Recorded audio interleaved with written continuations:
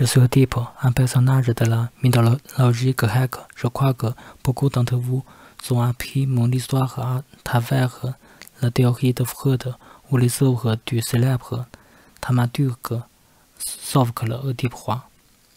Dans la violence et le sacré de Kenichihara, il s'est concentré sur la discussion du mythe de Oedipe et a également réinterprété la tragédie de Sophocle, Oedipe roi, dans la littérature.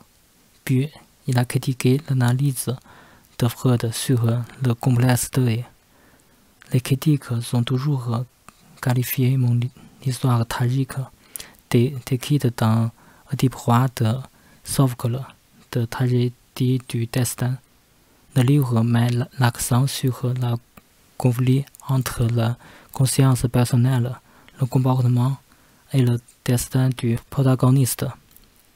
De tels conflits ont pour effet un destin tragique.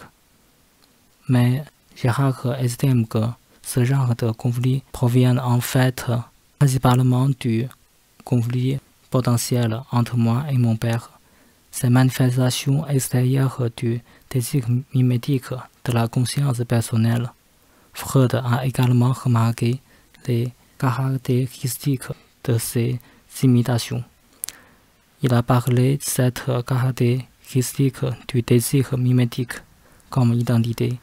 Par exemple, lorsque qu'un enfant montre un grand intérêt pour son père, il veut être comme son père ou remplacer son père par d'autres moyens. On peut alors penser qu'il considère son père comme son idole. Le même désir que lui et son père avaient été prolongés dans l'affection pour sa mère. Il a toujours voulu occuper la position de son père et rivaliser avec son père pour l'amour de sa mère. C'est le complexe deuil. Freud pensait que le complexe deuil était un facteur important dans le développement de la personnalité et utilisé pour expliquer l'origine de la culture et de la société. De nombreux chercheurs s'opposent au vues de Freud. Freud et Kenichihara avaient des conceptions complètement différentes du désir. Pour Freud, le désir vient de ses propres impulsions sexuelles.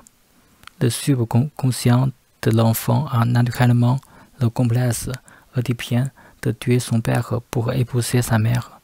Cependant, Kenichihara croit que le désir est apporté par le monde extérieur, inspiré par la conscience, et c'est le père qui transmet le message d'amour de la mère à l'enfant. Freud croyait que l'enfant considérait son père comme un ennemi.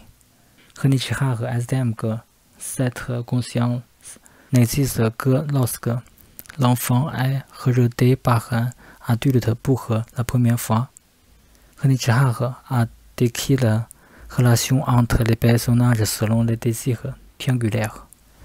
Je suis le sujet, mon père, l'aios est le modèle et le médiateur, et ma mère est l'objet. Le nœud du problème réside dans cet désir mimétique. Kenichihara a exploré la relation entre les gens à partir du désir d'imiter. Poussés par le désir d'imiter, les gens s'imitent, se font concurrence, conduisant à des luttes violentes et à la persécution. Les relations entre les peuples et les peuples, les tribus et les tribus, les nations et les nations, les pays et les pays appartiennent tous au même principe. Par conséquent, depuis le début de la société primitive, il y a eu la violence collective. Je suis une victime et un bouc émissaire de la persécution collective. Au début du mythe, vous pouvez voir que je n'ai jamais été le premier à commettre un crime. Au contraire, j'en ai été la victime dès le début. J'ai été transpercé au pied par mon père dès ma naissance, puis abandonné. Même mon nom vient de cette cicatrice. Oedipe signifie personne aux pieds enflés. Cependant, dans le mythe, j'étais le seul criminel qui a tué mon père et a eu l'inceste avec ma mère. En fait, mon crime a été causé sans le savoir. J'étais un homme qui était taquiné par le destin. Dans la société représentée à la fin de l'histoire, le bien et le mal des gens sont difficiles à distinguer. Chacun est devenu un criminel, mais tout le monde semble innocent. Un fléau a éclaté. Le fléau symbolisait la pollution de toute la société et une crise éthique. Pour résoudre cette crise, il faut trouver un criminel. Et j'ai donc assumé ce rôle. En fait, je suis devenu une victime et un bouc émissaire à la place de mon père et de tous les habitants de la ville de Débat, et à assumer les erreurs qu'ils avaient commises.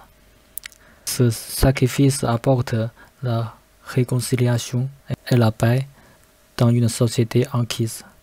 Girard pense que c'est la loi de la société humaine. La société humaine ne peut être soutenue pour toujours qu'en ajustant la violence mutuelle. Le principe des rituels des sacrifices religieux est d'établir une violence fondatrice pour remplacer d'autres violences. La mort d'une personne en échange de la survie de tous est le mécanisme mystique du bouc émissaire.